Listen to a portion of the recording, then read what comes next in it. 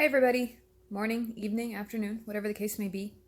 This video will be about when you don't feel her around, when you don't feel Santa Muerte around, when you feel like all of these attempts that you've made are going unnoticed and you're giving offerings and you're giving all the things that you think that she wants and you still just don't quite feel her there. You're not having any dreams about her. You're not really feeling that she's around you all the time like the way she used to be. Maybe you're doing workings and you feel like she's maybe not helping you. I have actually gone through that on several occasions, and it was either one of two things, and you're probably not going to want to hear this. Half the time, it was because she kept sending me, this is what I want, this is what I want, this is what I want, over and over and over again. And me, getting lazy, getting used to her always being there, I didn't take the cue to do it right when she wanted it.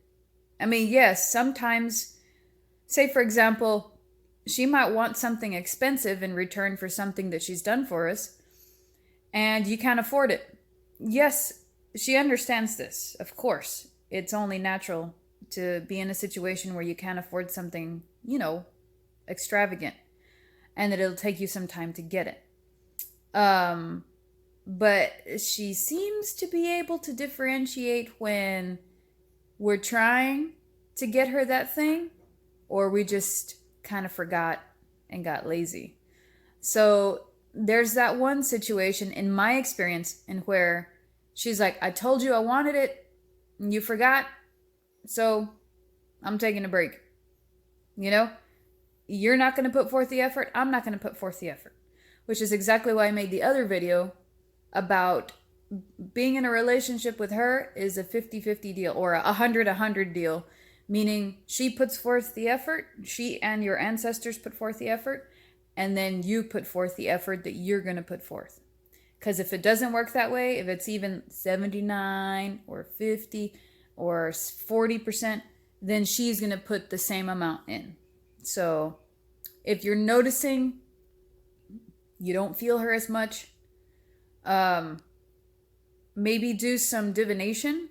Use your tarot cards if you have any. You can use a pendulum. If you don't know what a pendulum is, it's that little, it's like a stone, like a quartz crystal on a necklace, and you can make, like, on a paper you can put yes, no, maybe, kind of like a Ouija board, but not really. You can put yes, no, maybe, or ask again. You can put it like in a cross, yes, no, maybe, ask again. And you can hold the necklace with the little stone at the end of it. Or you can even use your ring, one of your rings, any ring, so long as it can move. And then you ask my ancestors or Santa Muerte yes and no questions. Yes, no, maybe, and ask again questions. And it'll rotate and tell you, yes, I want this. No, I don't want that. Yes, you're doing this right. No, you're not doing that right. And that's one way, one form of divination you can use besides the tarot cards. You can also use, runes. There's other forms of divination and other practices. Like you should probably already know this if you're a santero or a palero or any of the other major religions in which you would incorporate her or have the option to incorporate her. Everybody has different forms of divination. Like we were just discussing this morning. That you can use songs as divination. I know that sounds stupid, but if you have a question that's just killing you, you gotta know, and you gotta know. Like, for example, your question is, Madrina, what did I do wrong? Why aren't you around me anymore? Just go to your radio and say, okay, Madrina, I want to know what it is that you want to tell me. What am I doing wrong? Why are you not around me? Why don't I feel you around me? Go on, turn on the radio, and the first song that pops up could likely be the message that she's trying to give you. I know that sounds crazy, but that's essentially what divination is. Okay? So you can do divination to find out why she's not around you if you're lacking something. Okay? Now, the second part of the answer is, you know, um, sometimes you're not supposed to feel them around you all the time. I know that it sucks because a lot of people will swear up and down, no, no, no, she's always around. She's always around. I always feel her. Okay, but everybody's different. For some people, they might feel her all the time because she's there for them all the time. Other times, she may not think that you need any help, or she may think that maybe your life is going well and she doesn't need to be there, like holding your hand, essentially. So maybe sometimes you not feeling her around is kind of a good indication that things are going the way they're supposed to, and that you don't necessarily need her help right now. You can see it as two ways. You can see it as things are going great, or you can see it as, maybe I missed something that she wanted and she's hanging back a little bit. And there's only one way to find out. There's several ways to find out. If you're really sensitive and you can pick up on like psychic cues, then use that ability. If you're not so sensitive, like me, I'm not entirely sensitive, I use meditation.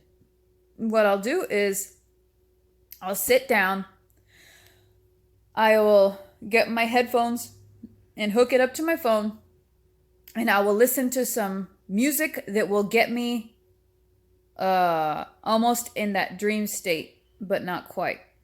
And if I want answers right then and there, what I'll do is I'll get a notebook and a pen, and I'll try to remain in between that level of dream and awake, and I will start to receive images. That music was provoking my subconscious to create these images in my mind. Okay? Sometimes it's me doing it. Sometimes it's them doing it. Sometimes it's her doing it. Sometimes it's other beings doing it. But either way, the communication portal is open whenever you're doing meditation. And I do my best to kind of stay in that state and write whatever it is that I see. And obviously my eyes are closed, so I will stay conscious enough to like flip the page if I think that the page is all written on. And then I will go back after about 4 or 5 pages of writing things, and I will write a list. And I've mentioned this in other videos, about a good, I'd say 70% of it happens, it will happen in my direct life. Like, for example, I'll write down dolphin or something. And then I will get an invite to go to the beach like 2 days later out of nowhere. It's just little things like that. Or sometimes the things that I see in that, the things I'll see in that meditation, I'll see like 5 minutes later on TV. One thing that not a lot of people want to tell you is that when you're trying to use divination to get an answer, for example, in this case, to find out why she's not around, one thing that not a lot of people will acknowledge is that everything that you see in your mind, you have seen with your physical eyes at some point or another in your life. Those ghost apps that you see on Android and on iPhone and all that, those ghost apps, and they'll pop up with words, like you'll ask a question and a word will pop up. Well, I'm sorry to burst your bubble, but all they are word databases in which the word pops up at random. I know I will get a big backlash by saying that, but it's true. It's just words chosen at random. Okay, remember, those apps are just a word database with a bunch of bells and whistles. So anyway, it's the same thing. Your mind and your brain is the same thing. It feels like a limitless database of stored information. Now, if you think about it, if you're using meditation to communicate, it's kind of like, the tarot cards are like a database of information. You're using what you have already here available to you, and if the spirits are communicating with you, they pick and choose the best of what they're trying to use to communicate with you. They're like, okay, I only have, like, say you're an alphabet, I only have 26 letters to choose from, so I'm going to do my best to spell out the word that I can to the best of my ability and give it to them. You get what I'm saying?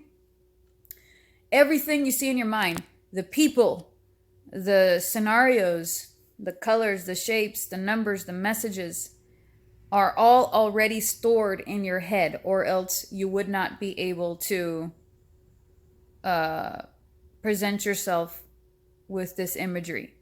You have to already have it stored in here for your brain to come up with something else similar to it, okay? Your brain does the best that it possibly can to project what it's trying to get you to understand. Does that mean, have I worded it okay?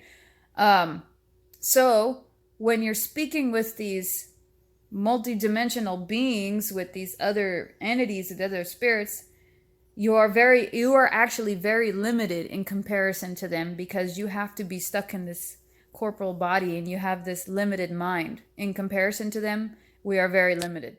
So when she is not prevalent, and when you're not feeling her once again, and you want to communicate with her, just, she's doing her best to pick and choose the best wording possible to get across to you. And if you use all those forms of divination and you feel like you got nothing, the best I can tell you is keep trying. Maybe you're just not getting the message. Maybe seek third-party perspective, like a friend that does divination, or a friend that's, sensitive. Maybe just present your situation to somebody and be like, look, this is the deal. What do you see? Because maybe I'm not seeing it. And you might just have your answer.